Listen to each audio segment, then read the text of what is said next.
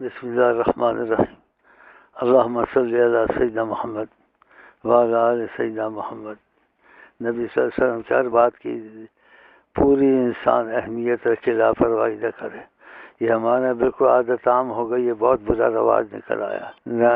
حج کے سوا نبی کے اکثر سے آپ کا کھلا سر نہیں ہوتا تھا، ہمیشہ کپڑا یا پگڑی ہوتی تھی۔ تو اس چیزوں کو چھوڑ دے، لاپرواہی مت کریں، ایک دوسرے کو سمجھائیں کہ جب نماز پڑھیں گھر میں یا باہر سر پر لازم میں ٹوپی یا رومال کچھ باندھیں، ایسا نہ کرے لاپرواہی۔